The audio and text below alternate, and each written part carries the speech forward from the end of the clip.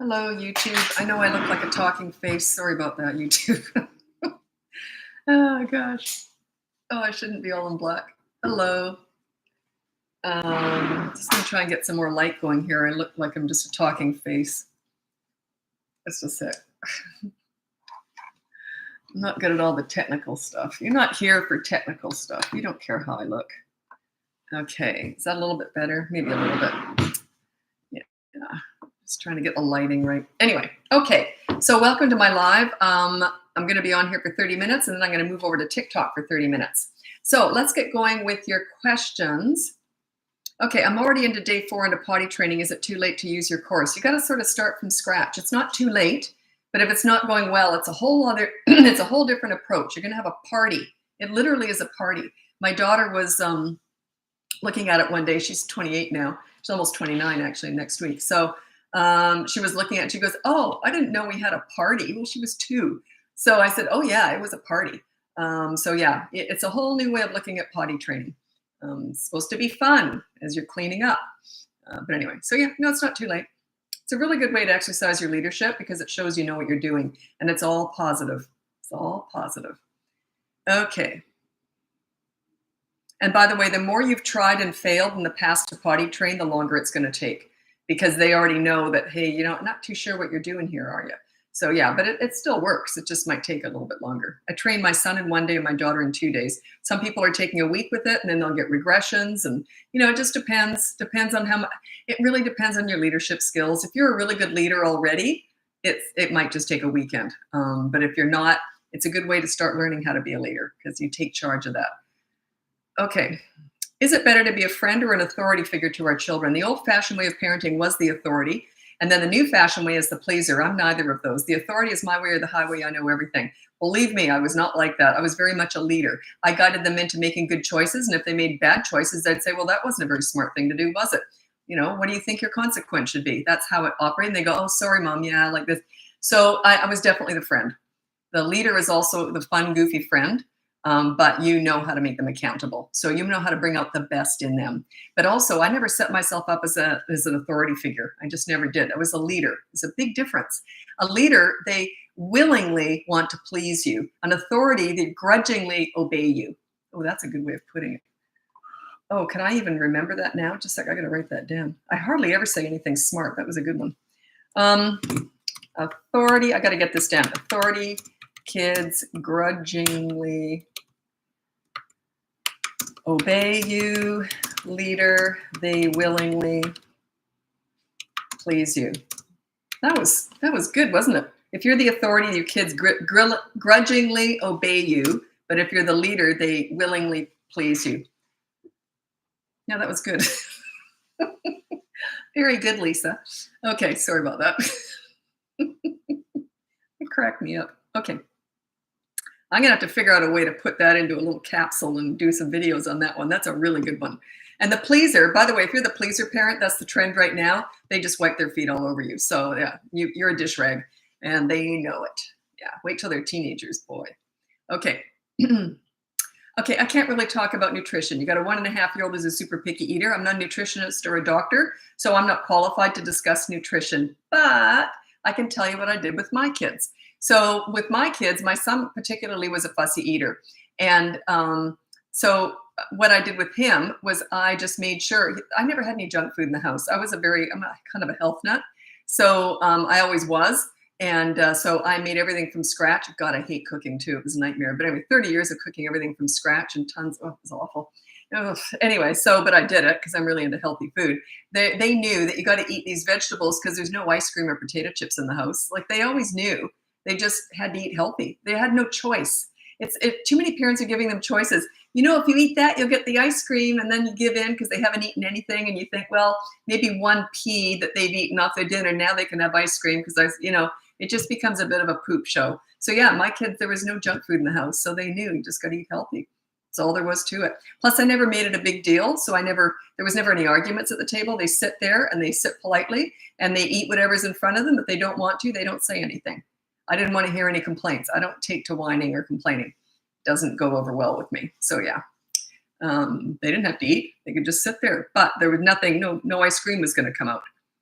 So yeah, they just learn. That's part of leadership. They just learn who's in charge and they just kind of follow suit. My toddler says, no, yeah, they're going to do that. So what if they say no? What difference does it make? Like, why would that matter? They say, if you say, okay, we're going out now, and they say no, you just take action. You pick them up and you carry them out to the car. I don't repeat myself with kids. I say something once, and if they don't do it, I take action right away. Calm, just calm as anything. Okay, we're going out now. No. I walk over, I pick them up, I carry them out. They could be screaming, I could care less. The problem that I find that most parents have with becoming a leader, they're afraid of a scene. If you're afraid of a tantrum, a fit, or a scene, they've got you by the knackers. They're totally in charge. If I remember when I used to work with kids and they didn't know me initially, and they'd say, if you don't do this, if you don't give in to their whatever, they threaten me. I'm going to have a fit. And this would be my response. Bring it on. Like, that's my opportunity to exercise my leadership, right? If you're afraid of a fit, a tantrum, or a scene, they are in charge, guaranteed. And they know it. Never be afraid of a scene. That's what you have to go through to get to the rainbow. You got to go through the storm to get to the rainbow. Short-term pain for long-term gain. If you're afraid of them, that's fear. If you're afraid of your kids, they pick up on that energy. Whereas with me, if a kid ever threatened me, my kids never did, but if a kid I was working with ever threatened me, I had a really hard time not smirking, but I'd go, yeah, sure, bring it on. Like, good luck with that. It ain't gonna, I know what I'm doing. Kids pick up on that energy. Okay, my daughter is potty trained, but she requests me to help her clean up when she already knows how. Any advice? I don't know how old she is, so I can't count. Is she 2.5 or 12? Like, I don't know how old she is. My 1.5-year-old likes to eat bananas, Cheerios, and sometimes plain rice. How can I improve his eating? Do what I did. I snuck in, well, don't talk about nutrition, but I'll tell you what I did. I snuck in pureed vegetables, and I made all my own cakes and cookies and bread and everything. And there was pureed healthy stuff in everything. They'd go out and they'd have cookies somewhere else, and they go, those cookies are they were really sweet too. They'd always come home with a stomach ache from a birthday party. You have at it when you're out. I don't care what you eat, but at my house, you're eating healthy. And, but yeah, they didn't. And my son, the very first time he ever had pizza outside of the house, he said, the sauce was really weird. It was red. That's because my sauce was brown because I pureed spinach into it. So hide stuff, hide healthy stuff in food. And talk to them while they're eating, like distract them. Make it look cute, make faces out of stuff. That doesn't always work, but yeah, you can try that. Yeah, I could hide healthy stuff everywhere. Thoughts on benefits of daycare versus staying home? I don't have any thoughts on that. It's like asking me about religion. Like, that's your personal opinion. It's like co-sleeping, Montessori, or what's the other one? What's the other one? Different alternative type schools. I have no opinion on that stuff. Co-sleeping, breastfeeding till they're 8 years old. That's your own personal choice stuff. So yeah, I don't have an opinion on that. 6-year-old is overly emotional, more or mad or frustrated, yells. Okay, you know what that says to me? They're screaming for a leader. You're not a leader. When you're a leader at home, it calms them right down because they feel safe. They just feel safe. When they've got a leader, a parent who's a really good leader, it makes their emotions calmer. They just feel safe and secure and loved and all that. It just makes them feel better. So yeah, work on your leadership skills. Check out my boot camp course. It teaches you how to be a leader. Everything starts and ends with you. The 3 to 12-year-old, that's when the course is. That's at the height of your leadership. That's why that course is 3 to 12 years old. That's when you are right in the middle of your leadership. That's when they want to please you. When they're toddlers, they haven't learned that yet. When they're teenagers, they just don't want to disappoint you. It's different. It goes down a notch, and you want that. You want them to start taking over because they're growing up, right? So yeah, check it out. It teaches you how to be a leader. So yeah, kids who are all over the place and they're heightened emotions, they cry easily, they have fits and past the age of like 3, and they're still having, really wild emotions and that, it's your leadership or lack of. Unless something has happened that's upset them outside or whatever. But yeah, I would have to figure that out. If you want to hire me, I could figure that out. Kids leave clues. A lot of times I'll be hired for something and I'll say, no, that's not what's going on at all. I know it isn't. So then I dig deeper and something else is going on. So yeah, if you want my help, if you're really struggling with something, this stuff, all my courses are sort of general for general problems. But if you're going through something really big, if you're in the red zone with your kids, yeah, that's coaching. I'd have to assess the situation before I could give you any advice.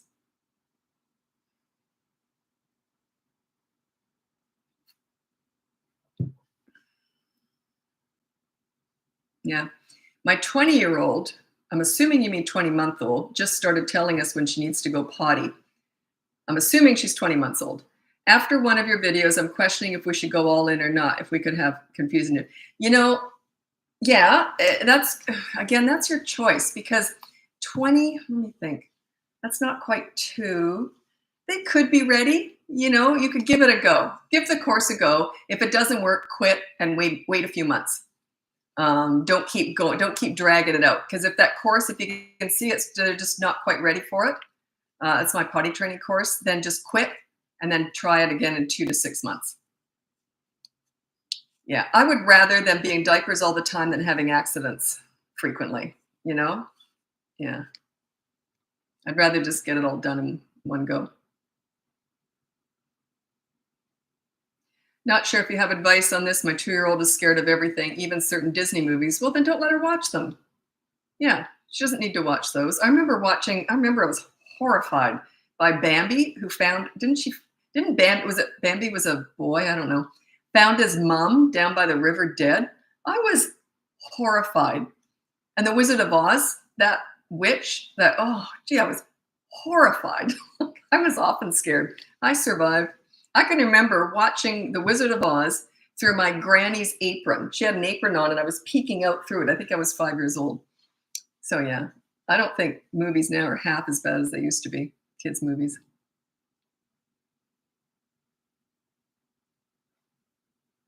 Okay, and if I ask the age of something, you have to ask the whole question again, because I can't remember who'd asked what.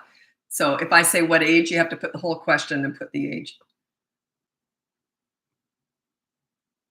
My 3 and 5-year-old boys don't listen to me when I tell them to stop. Okay, yeah, they're not listening. They don't respect you, because then you said I have to constantly repeat myself. You're going down and down and down. They're at the top of the totem pole for sure. You want to get to the top, and the way you do that, start with the behavior board. It's completely free. It's in the link above. It starts at the age of 3. So yeah, start with the behavior board. You're not going to address everything in 1 week. You address one thing at a time, and it's just teaching you how to be a leader. And they start to look at you differently. By about week 3, you'll start to really see a difference. You only do 3 behavior boards. You never go past that. Or else you can't have 35 behavior boards. You just have 3. And then by that time, you've learned how to lead, how to discipline. So yeah. And then you do, in the course, in the boot camp course, it's 5 weeks. The first 3 weeks are behavior boards. Week number 4 is you go away from the behavior board and you get to in the moment discipline. You just come up with stuff in the moment. And everyone wants that. You don't rush through it. Don't start with week 4. It won't work. You got to do week 1, 2, 3, because that's the steps teaching you how to lead. And yeah.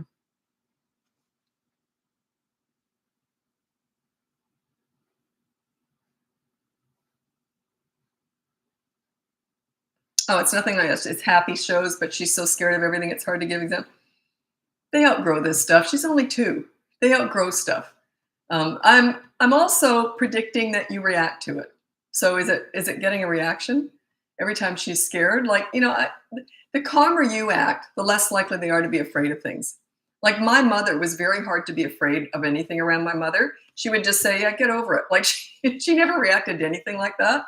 My dad, on the other hand, might have said, oh, it does scary. Oh, yeah, it is scary. Whereas my mom would just say, get over it. Like, I know they're little at that point, but my mom, I was always calmer around my mom because she didn't react to my fear. You see, I had nothing to feed off of. She didn't, yeah. So just act calm. Go, yeah, you're all right. You're all right. No big deal. It's like if they fall, you're okay. Inside you're thinking, oh, are they okay? But yeah, your reaction is often a big part of it. Okay, 3-year-old son asks why questions 45 times in a minute. He's preschool, complaining they can't handle. Does me answering all his questions the wrong thing to do? Absolutely. You're not at his mercy. If my kids ask too many questions, I just said, I don't know, quit asking. And if they kept asking, there'd be a consequence. I said, I'm done. I'm finished answering questions for today. Just shut them down. He's 3 years old. He can understand that. He's getting attention for it. If you're always feeding everything and he's in charge, he's like, basically he's going like this. And you're answering it. That's what he's doing. It's a control thing, guaranteed. That's why he's doing it. He's manipulating you. He's controlling you. He's enjoying it. So if he can do it with you, he thinks he can do it with everybody. So you've trained him that. So yeah, kids ask me questions. I say, that's enough. No more questions. I said no more questions. So no TV tonight. Because if they keep asking, they learn. They just do. It's no big deal. Don't make a big deal out of this stuff. No anger. When you're disciplining, it's calm as anything. It's like a business transaction. There are no emotions when you're disciplining. It's a business deal. Like, yeah, no, I said not to ask anymore. And you kept asking. So no TV night. Do you understand? Done. I don't discuss it any further. Not fair, not fair. It was your choice. They learn like that. They're so quick. Parents struggle. Kids learn this stuff. I've got respect from hundreds of kids, probably thousands by now. I've got respect from all the kids. Was it me or the kids? Was it my leadership or was it the kids? And I never got easy kids to work with. Not once, not ever. No one ever said to me, here's an easy one, Lisa. They all went, good luck with this one. Like I always got the most challenging kid in the room. Those are the kids they always put my way to look after, to deal with. And I always managed to get respect because I'm a calm leader. And kids pick up on that energy. You work on your leadership skills, everything falls into place. Leadership is everything. Children want to please you. When you're a good leader, they just naturally want to please you because they look at you, bring out the best in them. You make them like themselves. You make them proud of themselves. That's what a leader does. You're building them up.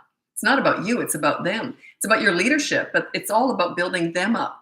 You don't care. It's not so much about, you don't want them to like you so much as you want them to like themselves. And when they like themselves around you, they just are all over you. They want to please you. I don't feel like telling it right now, but the pool story is my best example of that. You've heard that pool story a million times, I'm sure.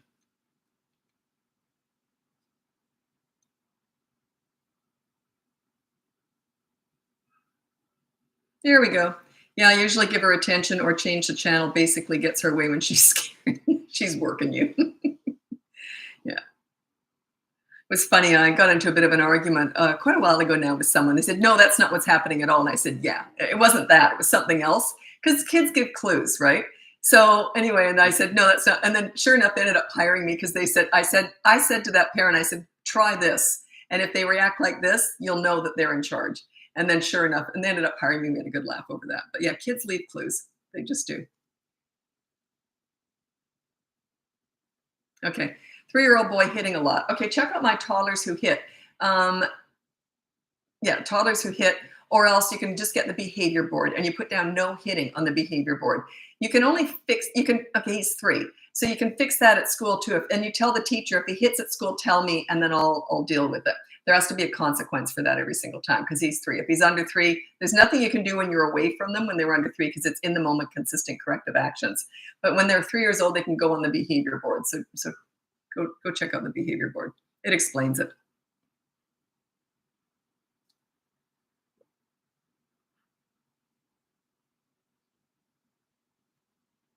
Okay. What kind of consequence should a 4-year-old have on I guess I should have read that while I was reading it. Sometimes people put rude stuff, not so much on here, but on TikTok. I noticed, I guess there's more kids on there, and they'll put rude stuff and I'll start reading it and just I'll come out with stuff in the past. So I've learned to be careful. What kind of consequence should a 4-year-old have on the board for using a curse word? He never uses them in anger, just trying it out. Yeah. And you don't use the media blackout. No, that's not good because you're healing against media once a week. Okay, just he has to do a chore. Every time he does that, he has to do a chore. If not, you take away a favorite toy for the day. There's always something you can take away. You always start with a positive action. If they won't do that, then you do the negative deprivation. There's always something to take away. So I call it leverage. There's always something to take away. Sometimes parents will say, literally, there's no leverage at all. None. We have no leverage. They don't care about anything. Then we have to invent leverage. And if you've heard me talk about that before, I hate it. I do it a few times a year with clients. It's very rare that I ever have to invent leverage. I hate doing it. It's awful. But if you got no leverage, but you would have leverage. He's only 4. So you can find something to take away. It's when they get older, it gets harder.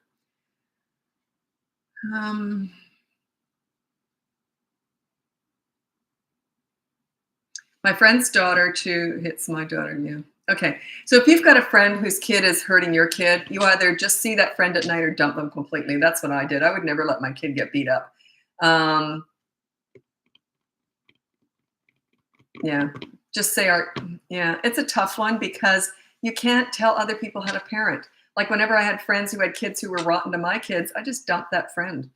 Why would I see them again if their kids were tearing my kids up? So yeah, unless they were friends I saw outside of the kids. I used to say, hey, how about we just go out and have a drink or go out for dinner or something from now on. I would do it that way. Or else if we only saw each other with our kids, I would just dump them because you can't do anything about it. You can't tell friends how to parent. They already know what's going on. They just don't know what to do about it.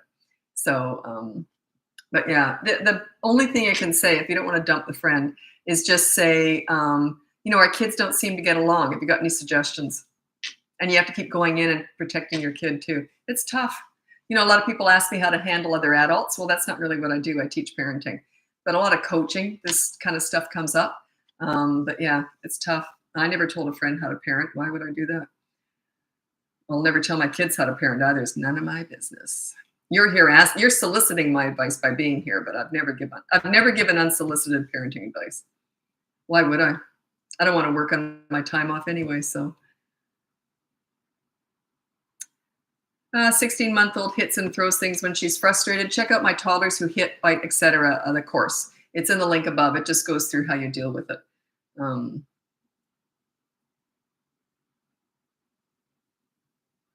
Yeah. 3-year-old unbuckles herself when frustrated in the car and she wants to pull over. Oh, geez, that's dangerous. There are things you can buy that are like covers that you can clip in. I would just do that. There's no way I would have a little kid who's going to unbuckle themselves and able to do so. No way. I would get a safety device put in place. Yeah, absolutely. I wouldn't even risk that. I would look it up. I know there are, because I've had clients who bought them. I don't know what they are. They're like a shield that you put over like a heart, like an armor kind of thing that you put that. I've seen it. One of the clients showed me this and they said, yeah, it goes around and it locks in and there's no way they can get out of it. And then they said, well, and I said, well, what if there's a car accident? And they said, oh, you can unbuckle the whole seat and take the kid out with it. If someone else, let's say you get in an accident and you're knocked out, people can actually, there's a little thing written on there saying unbuckle the seat. It was quite interesting. It was a safety device. I would invest in that for sure. 3-year-old refusing to poop on the potty, only wants to poop in the underwear. What can I do? You're not going to like this answer because it's very graphic.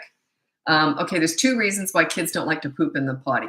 One is plop, splashback. They don't like the splashback. The other one is the hanging feeling. The poop hangs and it pulls on their rectum. They don't like that feeling. Those are the 2 reasons. The way that you prevent that is you use a little potty, like you don't use the big toilet. You have them sit down in there and then put a bunch of toilet paper in the bottom of it so that it's not going to hang. And also there's not going to be any splashback. But you got to talk to them about that and say, I know you don't like the hanging feeling, but this is going to be really warm and comfortable. You can even heat the seat up, have a favorite game on the iPad or your phone, something that they really like that they only ever see when they're pooping on that potty, the little separate potty, porta potty thing, whatever. But yeah, that's usually the 2 main reasons, splashback and hanging. Does that make sense? Yeah, a lot of parents don't think of that, but think about it. The first time, you might get splashed. Or if that hanging feeling, because they're used to it being smushed up in the nappy in the diaper, right? I always say nappy because my kids were born and raised in Australia. It's a nappy over there. I used to get so upset when my kids misbehave and you could hear it in my voice. Since listening to you, I'm learning to be calm and issue a consequence the first time. Big improvement. Calm. I always talk about calm parenting. Only when you're disciplining. The rest of the time, I was crazy. I was one of those insane, goofy mothers. But if I was disciplining, I was like, excuse me? Okay, I didn't like what you did. Here's what's going to happen. Do you understand?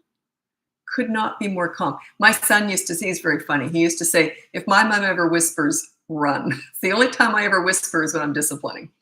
The rest of the time I'm loud and laughing all the time. But if I'm disciplining, didn't like what you just did. I'll tell you what we're going to do. See, it's a really calm. And kids go, ooh, okay. They look at you differently. If I was to yell, they would probably just yell back.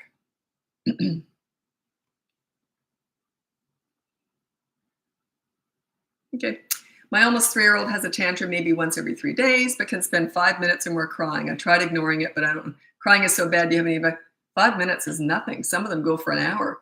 I think the worst I ever heard was an older kid. He was 5 or 6, and the parents he had his own way for all those years. He was a handful. He went for about 4 or 5 hours. In that time, he had thrown up. He almost passed out. And it was just an absolute nightmare, but he was going to do it anyway. So the only way to stop him from doing those things was to give him exactly what he wanted. And it was getting to the point where it had to be a new toy every single day. It was out of control. And, but yeah, so 5 minutes, that's nothing.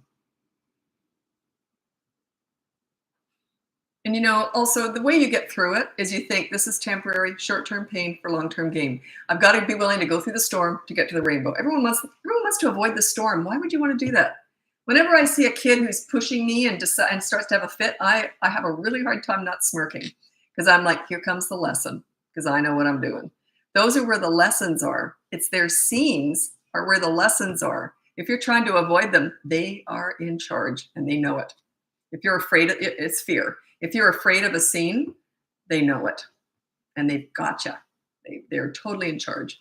Thank you. Do you have any car tips? 3-year-old twins and we have upcoming 8-hour drive. Absolutely not. Nope, none whatsoever.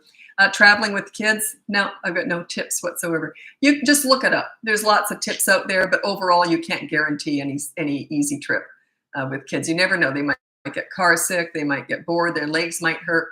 One thing that I noticed it helped with my kids was they didn't like their legs hanging. So I did get them something. I don't remember what I did, but there was something where their feet could be up on something. That seemed to help because they got uncomfortable, but they didn't know how to verbalize that. No, I've got no tips with traveling with kids. We used to fly, we lived in Australia, so we'd fly to Canada to see my family. And yeah, no tips.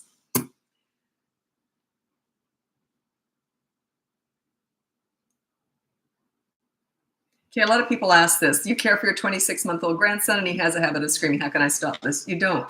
You never fix the kid. You fix yourself and teach yourself. When you're calm and don't react to stuff, they just stop doing it. It's going to take time though. It's not going to happen the first 10 times, maybe this 50th time. But we're never fixing kids here. We're fixing and teaching you. So yeah, it's not about him, it's about you. So just ignore it. If a kid was screaming around me, I'd probably get some really good earplugs and just pretend I don't even hear it. And then, but you got to be careful because as soon as they ask nicely and stop screaming, you got to go like this, yes? And they'll connect the dots eventually. So you ignore the crazy, reward the calm. It's a process. It's not easy. People say, oh, that's so much work. Yeah, would you rather keep going like that for 10 years though? Yeah, it is work. Getting respect is hard work. Maintaining it's a piece of cake. But getting respect is hard work. Setting yourself up as a leader is hard work. Okay. Any advice for bedtime? I have a whole course on that. It just came out a few weeks ago. Bedtime battles. It's a whole process. It's 2 parts, how to get them in bed. And then the second part is how to keep them there. So check out the course. I can't explain it all in here. It's a whole process. So check that out if you're interested. I just did, what did I do? No, I didn't do a video on that. Never mind. How to teach a 2-year-old to share? You can't. 2-year-olds don't understand sharing. The only thing you can teach them is not to grab toys off others because if they do, there's a consequence. But it has to be right in the moment. A consistent corrective action consequence right in the moment. And so you just say no and then you but make sure they've got something to do also. And you have to watch them. You just have to supervise this stuff. So you can't teach them how to share in that they don't get it the way we think they do. They might hand a toy over because they get a reward like, oh, good kid. But they're not going to think, oh, you know what? I think I should share today. They don't tend to think that way. Children don't really play interactively till they're 3 years and 9 months old. They do, but they don't really get it. They don't really get that the other kid has just as much vested in that playtime as they do. That's when they can start to understand that they can understand empathy. They can start to understand that they're not the only ones in the world. It's 3 years and 9 months. I've been fighting that. I've been saying that for 50 plus years. And now the professionals are evidently saying it. They used to say it was 6, then they used to say it was 2. Now they're saying it's 3 years and 9 months. That's a real turning point. I've seen this with hundreds of kids. That's when they can, oh, I'm not the only one in the world. Oh, other people have feelings too. But they start to get it. Doesn't mean they will, but they have the ability to start to get it. Okay, I have to say I've applied your methods and OMG, I saw a huge change in behavior on my kid. Perfect. I can just give you the ideas, but it's you who do the work. So pat yourself on the back. I always say that to clients. They'll say, oh, thank you, you've saved our lives. And I'm like, no, you did it. I just told you what to do, but you actually did it. You did the work. So yeah, good for you. Pat yourself on the back. Take yourself out for ice cream. Okay, I've just got a question here on YouTube. How to help 3-year-old know when to not listen to older kids. Often have a family member kid and always getting him into trouble. Okay, when you're a leader, they're not susceptible to peer pressure at all or older kid pressure. Here's the thing. When they have a really strong, calm leader at home, they're not susceptible to peer pressure, bullying, the drug dealer on the corner, the internet, the Kardashians. They're just not. They always think before they act. So if they see someone doing something they know you wouldn't like, you're their leader. They're going to think, well, mom wouldn't like that. My kids would have thought mom wouldn't like that. Even when they'd go out with their dad and he'd say, oh, how about we get some of this? And they'd say, Mom wouldn't like that. That, because I was the leader and they knew it. And so, yeah, he was a great dad, but he was the pleaser. He'd try and sneak. He was the treat master, we used to call him. That was fun. They couldn't wait. If he did get them something, because I was a real health food nut, if he did get them something to eat that they knew I wouldn't like, they couldn't wait to get home and tell on Dad. Guess what Dad let us have? It was great. It was like a dance we had. It was fun. And I'd say, Dad, did you do that? Oh, yes, I was naughty. So it was funny. Anyway, I'm going to move over to TikTok now and do the rest of the live there. If you're leaving me now, check out the link above. It's got all my courses and coaching and all that stuff and the free behavior board. So I'm moving over to TikTok if you want to join me over there. It's the same name, Bratbusters. I'm still on YouTube. Whoops, let me see here. I have a couple different TikToks. I ended up on the wrong one night. There we go. I had to make sure it's the right channel. Okay. By the way, if you've got a 14-month-old throwing food on YouTube there, if you're still there, you just hand feed them. If they throw food, you throw it in the garbage, make sure they see it, and then you just hand feed them for the rest of that meal. They're going to have a fit, but that's okay. They'll eventually learn that when they throw food, then you hand feed them. Geez, Taylor, you've been on a lot lately. Welcome back. Okay, so I just finished up on Instagram. I'm curious how many people are coming over from Instagram, because I do 30 minutes there and then 30 minutes here. Sorry, I know I'm wearing my beanie tonight, but it's just been a really cold day. I haven't showered since the gym early this morning because I've been out and about doing stuff, so I kind of stink. But yeah, I'm afraid of taking this off, so I look like this at the gym too. So yeah, sorry about that. I know I just look like a face talking. Okay, so we're going to get right into it now, so you can start asking your parenting questions. I just finished over on Instagram, and then I moved over here and I did the rest of the live. And I'm always on YouTube. The whole hour is on YouTube, and it's saved on YouTube. And then Instagram and TikTok, I do 30 minutes on each, and then poof, they're gone. But all my lives are saved on YouTube. Okay, so parenting questions. Let's get going right into it. I just did a couple new videos. I did 3. I'm trying to do 3 videos a day now on here. I do 3 videos a day on Instagram, but I'm trying to do 3 videos. It's hard to explain, but anyway. Okay, parenting questions. I'm just waiting. If you came over from Instagram, I'd love it if you'd let me know. Just put IG. I'm curious how many people have moved over.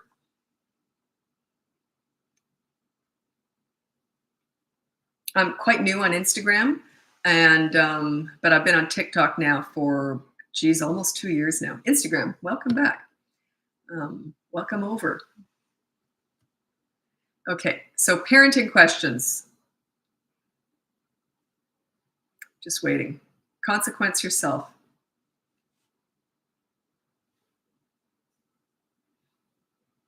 Okay. Instagram, another Instagram, the journey. Okay, so what are your parenting questions? I'll just sit here waiting, or I could go. I've got a whole bunch of stuff I could talk about.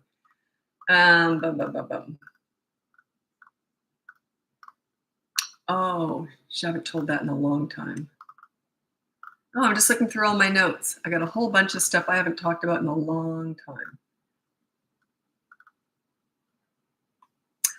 Something I wrote down, and I do a video on it. I thought it was such a good way of putting it. I don't remember who said this, but I've always said this. Like, my kids, I told them you're so beautiful, you're so attractive, and you're so smart, but I never focused on it. I never wanted them to, I said, those are things you're lucky. You're born smart and you're born pretty or good looking. Don't take pride in that. Be appreciative of it. Okay? Only take pride in what you do and your accomplishments. You can't take pride in something that you were just born with. That's a gift. That's just something to be grateful for. Does that make sense? My daughter she was really little, and she was stunning. She had long blonde hair, big blue. I mean, she was stunning. I got offered modeling contracts with her from the time she was like 2.5 or 3.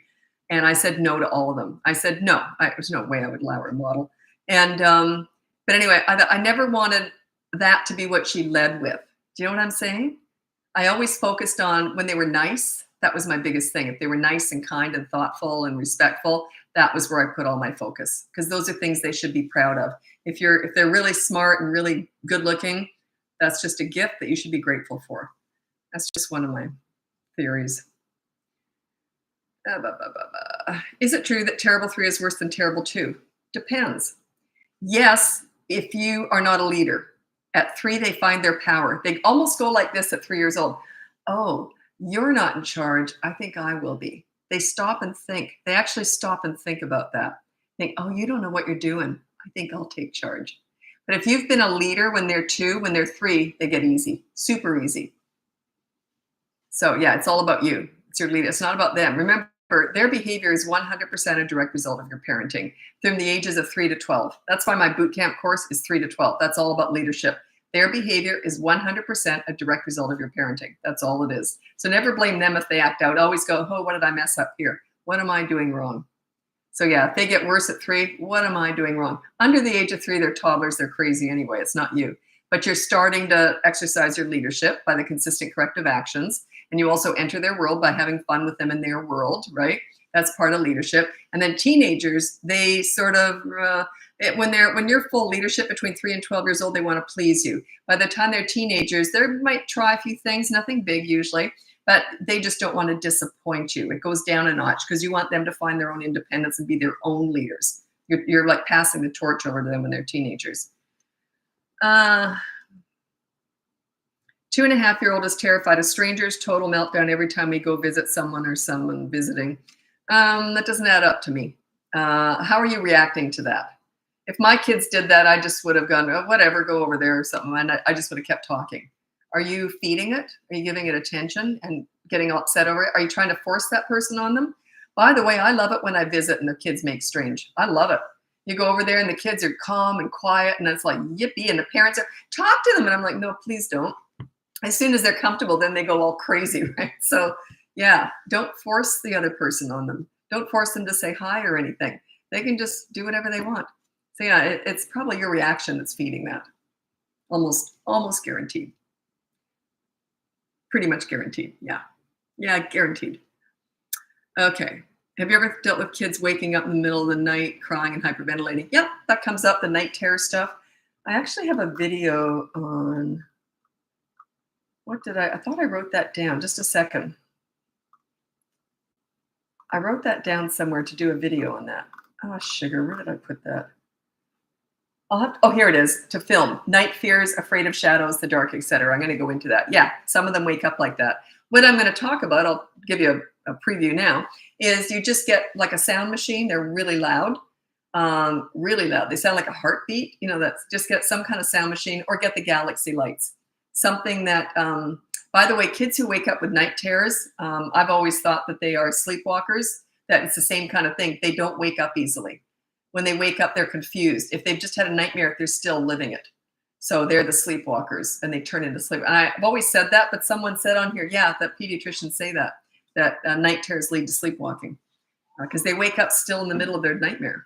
Whereas usually we wake up and they go, oh, thank God, whereas they don't. They wake up and they're still living it. So yeah, so the way that you can help that is to have the sound machines, something that wakes them up. I live downtown, I got a siren going on.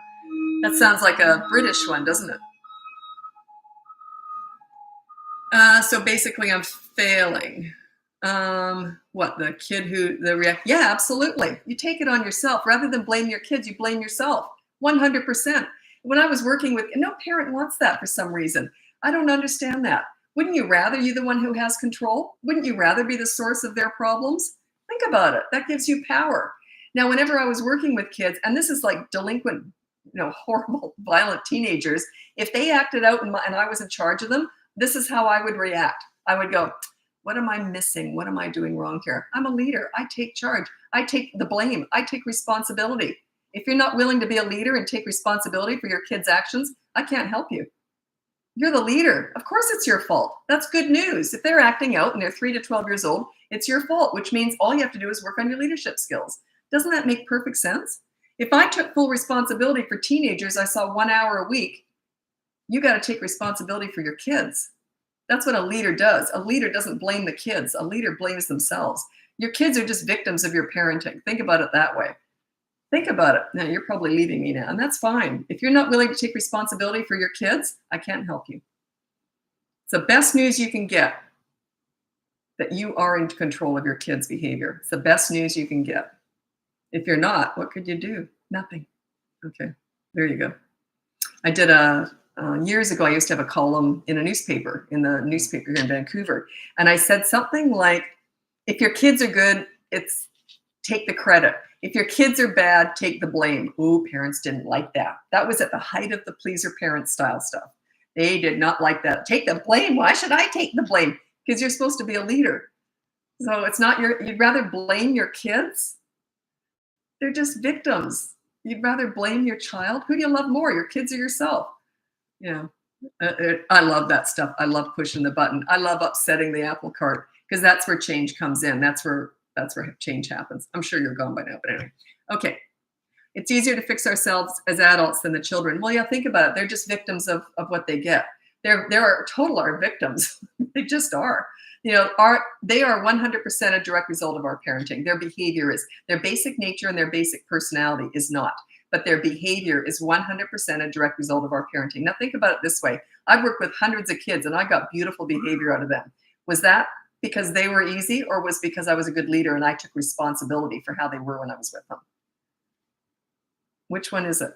I just got lucky every time, every thousands of times I worked with kids, I just got lucky every time? No, it's leadership. It's like if I'm managing people, staff, and they mess up and they do something wrong, I always think, what am I doing wrong here? I'm obviously not leading them well enough. I always blame myself.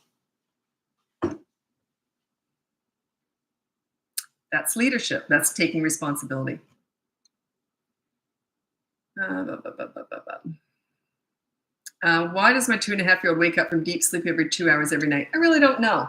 But check out my bedtime battles course. That might help. It might be something where it's just a habit that they're just used to doing it, because you come into the rescue and there's a reward for that. Do you go and soothe them? Do you bring them into your bed? So, because I think we all go through, I thought it was every 90 minutes. We go in cycles. I don't know. I can't remember. Every time my daughter knows about all this stuff, she tells me about it. And I'm like, oh, okay, whatever. I don't get it. But you do go in sleep cycles. So maybe every time they're in that light sleep cycle, they wake up because they know they can get in your bed, or you'll come in and soothe them. Anyway, check out my bedtime battles course. It goes into how to keep them in bed. So it might help to keep them asleep too, because there's no point in waking up if this is all they get. What's in my course? They'll just go, what's the point in waking up? Okay.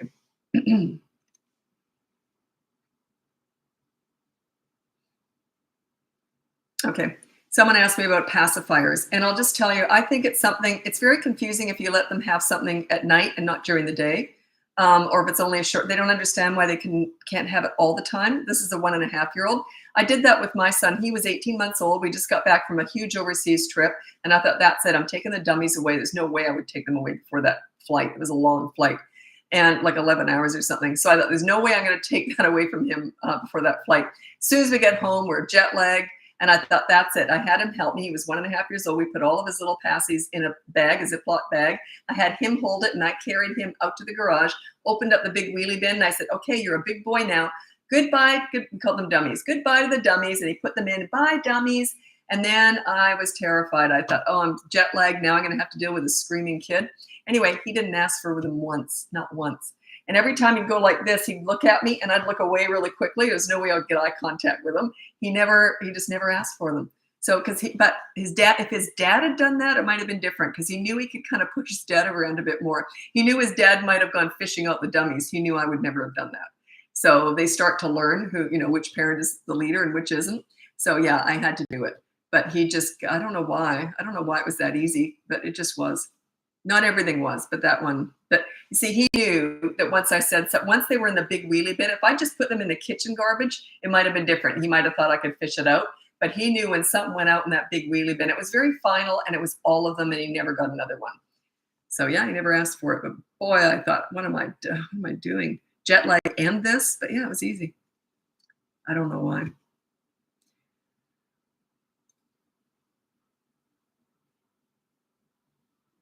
My 2-year-old's screaming a lot now, especially when I tell him no to something. Yeah, that's okay. He can scream. That's his process. He's learning how to accept the word no. Don't interrupt that process. Everyone wants to avoid this stuff, avoid the scene, avoid the fit, avoid the tantrum. That is how they learn. That's their lesson. If you don't learn to ignore that stuff, they think this is work and I'm going to keep doing it. If it upsets you, they keep doing it.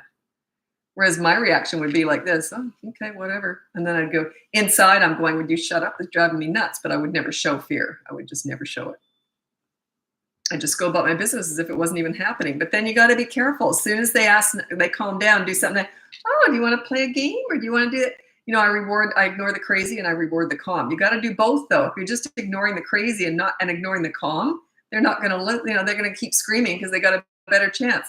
But if they know once they stop being crazy, then there's a reward. Attention is the reward. And then you see, you got to mix it. You got to know when to go in. You got to, it's a fine dance there.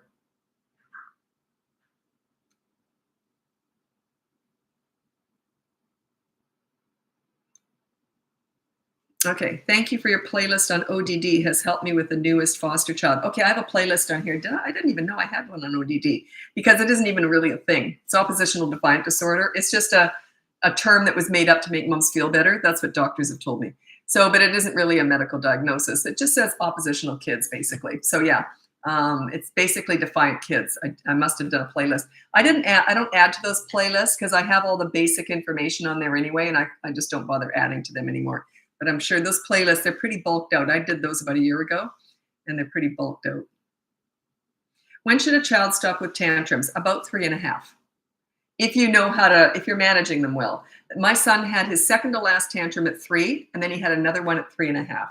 And I think that's in my memory. It's a long time. It's like 30 years ago now, or more than that. But anyway, but yeah, that's when they can stop and think before they act. He had more with dad. Dad was more inclined to, he was the pleaser parent. We used to call him the treat master. And there's nothing wrong with that. So long as you got a leader. They only need one leader. But by the age of 3 or to 3.5, they're under the leader's umbrella no matter where they go, no matter who they're with. Because they always think, what would mom want?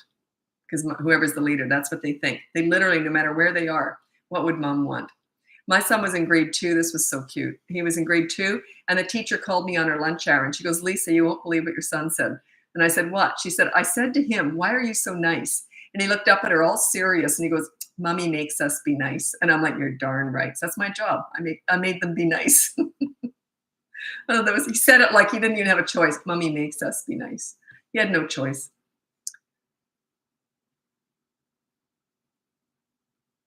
Toddler bangs their head. Yeah, they're going to do stuff.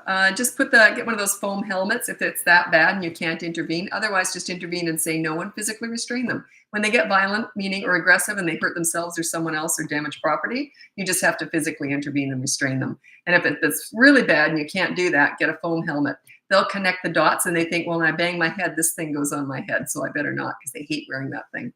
So yeah, it's just a stage. They learn. They don't understand. Little ones don't understand concussions, hospitals, brain damage. They understand it hurts, but they don't remember it. They tend to live right in the moment. What if they're 4 and still doing tantrums? They might still be having the odd one, but look at yourself. Check out the boot camp course. That teaches you how to be a leader. When you're a leader, they tend to calm down. They just do. It's all about you. If they have a leader, someone that they look up to, and someone that it's just different. It just calms them down. Everything sort of falls into place when you're a leader. Think about it this way. Have you ever had a really good, like a teacher or a sports coach that you like? Would you ever act out with that person or be rude to them or it'd be embarrassing, wouldn't it? Wouldn't it? That's what it's like when you're a good leader. They want to please you. So they just don't act out. They just don't, past the age of about 3.5. My kids were self-disciplining from about 3 to 3.5 years old. They just didn't act out. Why would they? My reaction would have been something like this. By the time they were 3.5 or 4, if they did something naughty, I would have gone like this. Are you kidding me? Oh, sorry, Mom. How about no TV tonight? Like, it was that easy.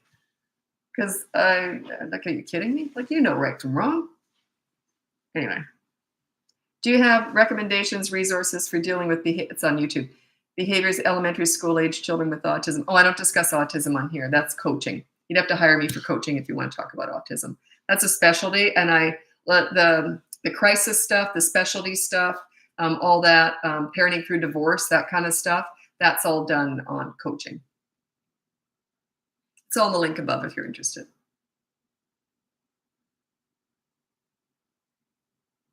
How should you handle it when you bring them to other people's houses and they throw a tantrum? The same way you deal with it everywhere. You got to be consistent. But if it's that embarrassing and you can't deal with it, just say, I'm just going to take them out to the car or take them out in the back or whatever, and then just stand there filing your nails waiting. You don't look at them or talk to them, pick them up and move them outside or to the car and then do it. You still are the same parent no matter where you are. If you're inconsistent, if they think you're going to be embarrassed and you're not going to take charge when they're out, they're going to be far worse when you're out. You're not a leader then. You're just a part-time leader, and that doesn't work. So yeah, you got to be the same. I was 100% predictable. My kids knew exactly what I was going to do and say at any given time. So I didn't care. I was proud of how I parented. Like, I was like, everybody watch and learn. Like, be proud of it. If you're a leader, be proud of it. I'll tell you the mall tantrum story. It's a good one for that. My son was 3 and it was his second to last tantrum. We were at a mall, very busy, loud mall. So I could let him do this in the mall. It wasn't disturbing people. So anyway, he started having a tantrum over nothing. We weren't even talking. We were just walking out to the parking lot. So anyway, he started having a tantrum. And so I pulled him off to the side. And then I stood there, got out my nail file, and I started filing my nails. And all these young moms kept coming up to me. Oh, you should give him a hug. Talk about his feelings. I'm like, oh, God, here we go. They're just young moms. They don't know what they're talking about. So I said, keep going, keep going. Anyway, these grandmothers and moms with older kids kept coming up to me and they were saying, you know what you're doing. And I'm like, yeah. Like, think about that. Who do you care about? The ones who have experience or the others, right? So they don't know. They're just trying to help, but they don't know what they're talking about. But I already had tons of experience with kids and I had my own. But yeah, so I know what I was doing. Be proud of that. And think about who's judging you. Is it people that you care about? Like that they actually know what they're talking about? Yeah.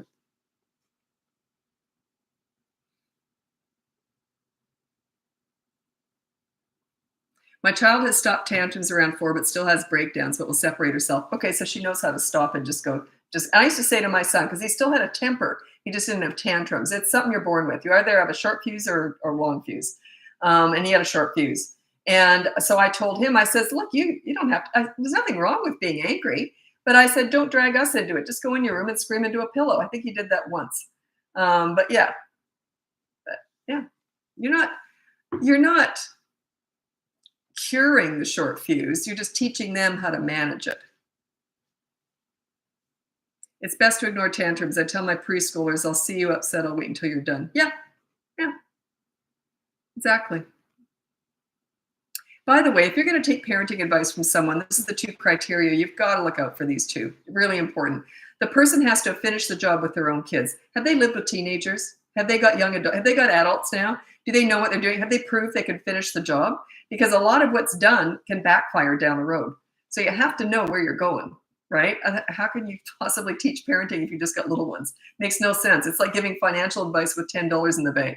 You have no idea where you're headed, how that's investing in tomorrow. So make sure that whoever you're going to take parenting advice, they have to have had kids and finished the job.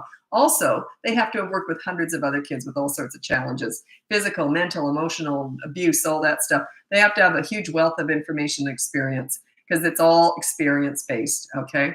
So those 2 criteria, they have to finish the job with their own kids and they have to have experience with hundreds of other kids with all sorts of challenges.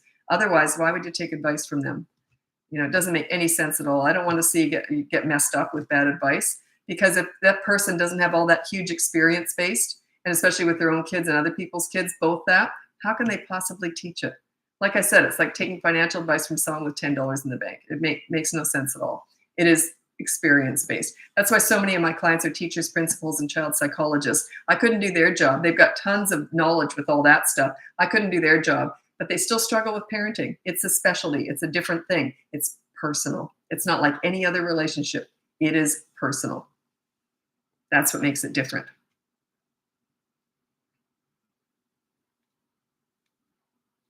And I want to reiterate though, just because I am hired by so many people with child development degrees, it doesn't mean that they're struggling more than anybody else, but they are learners. They want to get it right.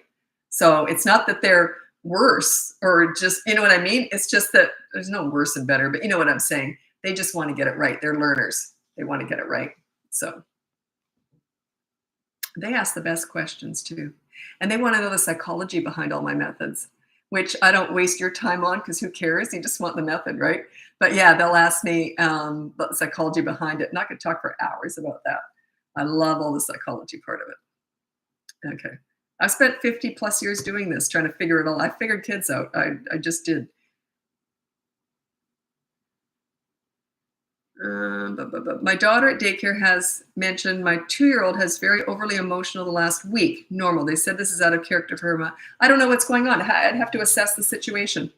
I don't know what happened to her. I don't know what's going on. So if you want to hire me, you'd have to hire me for coaching and I would assess the situation.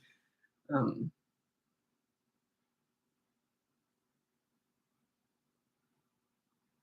okay. On YouTube.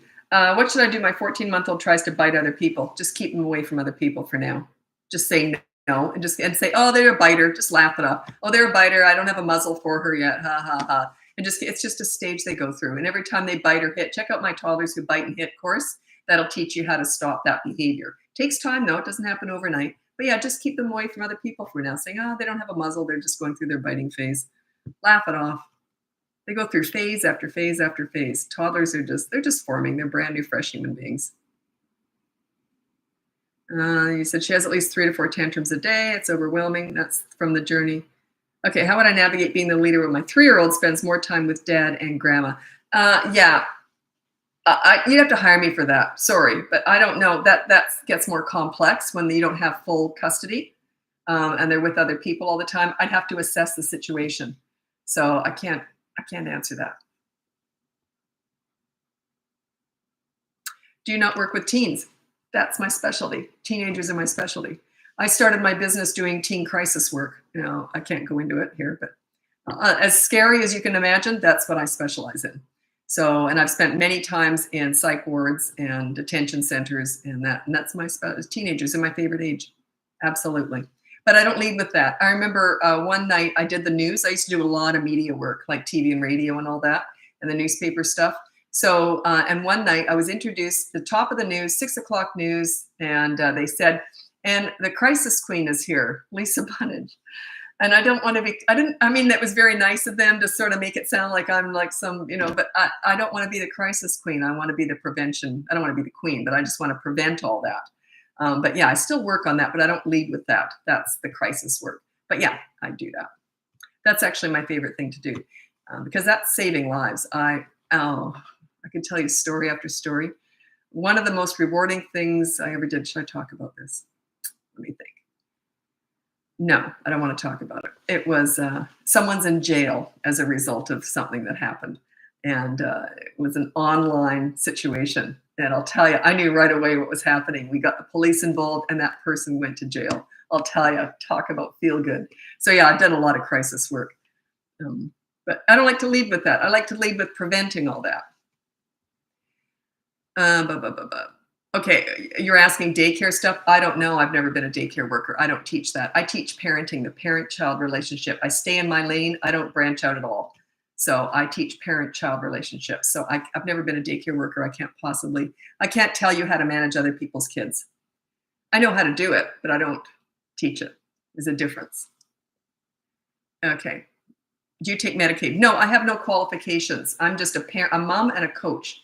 I'm just experience-based. I have no qualifications at all. Like no school, you know what I mean? No schooling. So no, I don't take, I'm not insurable. You can't claim me on insurance. There you go. Are you self-taught? No, I was going to be a child psychologist. The earliest experience I had with kids was I was 11 years old and I started volunteering in daycare centers. Like who does that? I was very maternal. I always was, like mothering everything. And they used to say to me all the time, how do you do that? The kids love you, but they respect the heck out of you. I didn't know how to answer that. I was a leader even back then with kids. I just understood kids. So anyway, I was about 20 and I decided I was going to be a child psychologist. So I took this prerequisite course. And after about a week, they kicked me out. They said, we'd like to refund your money. And I said, why? And they said, you're asking too many questions. And then they said, and the other students are starting asking you too many questions. So students were asking me questions because that was back in the day. This is 40 years ago, 45 years ago, probably. And that was back in the day. What they were teaching was crap. It was all this holier than thou, trying to outsmart kids. And I think that's garbage. And so I didn't agree with anything they were teaching. So I thought, thank God I never did that.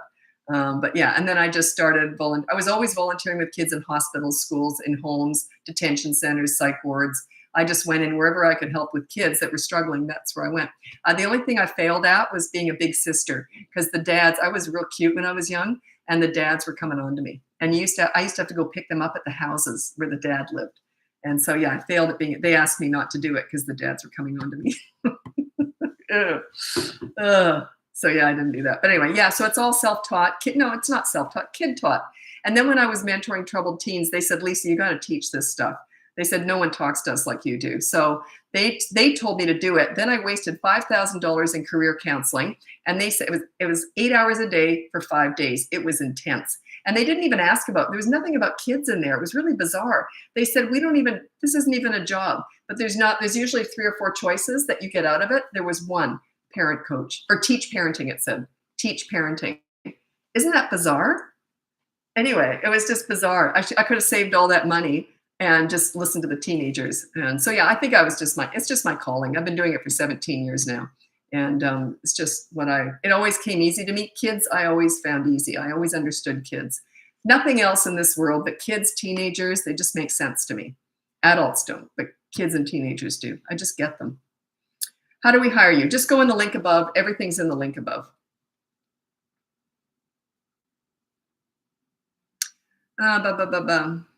Do you have a website? Very interested in coaching. I'm co-parenting with a narcissist and having you.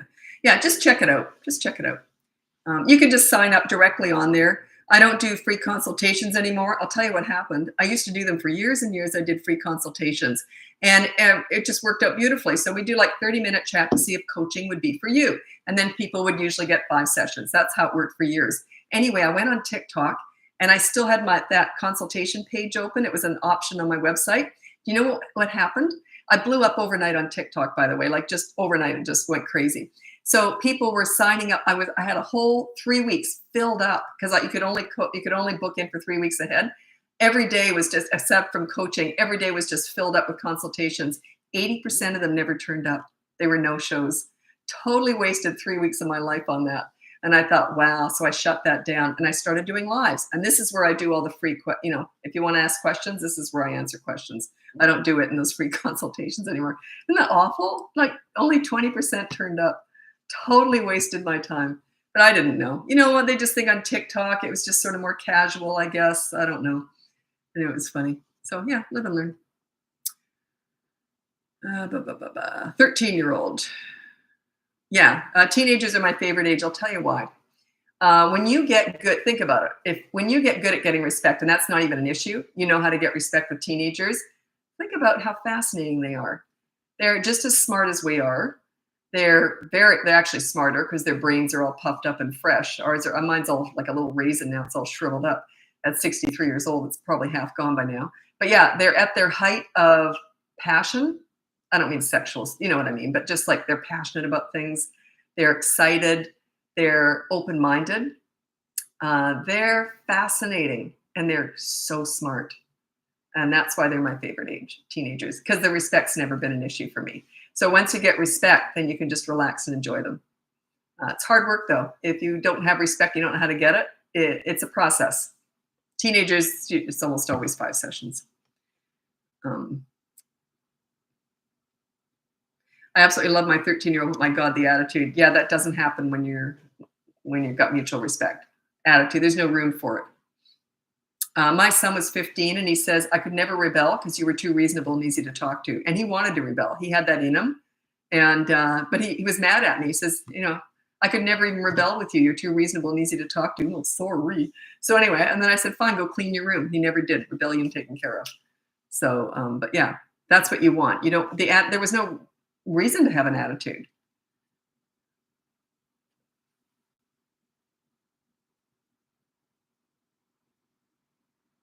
Do you believe in forcing kids to eat? Will they have a bad relationship with food? I can't talk about that because I'm not a nutritionist. Because then if I say, no, you don't force them to eat, and they never eat and they starve, you see what I mean? Like, it's a too awkward a position for me to be in. I have ways around giving advice. Usually in coaching, everything comes out. But that probably wouldn't be for coaching for you anyway. Yeah, don't hire me just to answer that question. But I talk about what I would do rather than recommending what you should do. Do you think trans or non-binary should have their own teams? What do you mean by teams? Oh, you're trying to get political with me? No. How old are you? Don't. There must be kids on here trying to get me into that. No, I'm not discussing that on here. Anyway, oh, by the way, I've been on here for over 34 minutes now. So I'm going to get going because I do 30 minutes on Instagram and 30 minutes on TikTok now. I split all my lives in half, but the lives are all saved. The whole hour is being saved on YouTube. Once I've done it on Instagram and TikTok, poof, they go away. So they're only saved on YouTube. Anyway, thanks so much for joining me. Go on the link above and you can see all my courses, my free behavior board, and my coaching is that top level if you want the one-on-one. By the way, I suggest you start with, if they're 3 and over, lots of toddler courses too, but if they're 3 and over, start with the behavior board. Just check it out. And then if you like it, then maybe buy the course. If you don't like it, don't buy that course. Because if you don't want to be on a behavior board, you don't want to do that course. You have to be on it. You have to be accountable. Leaders are accountable because you're leading by example. Okay. So anyway, I got to go. Thanks so much for joining me. I'll be back again tomorrow. Bye now.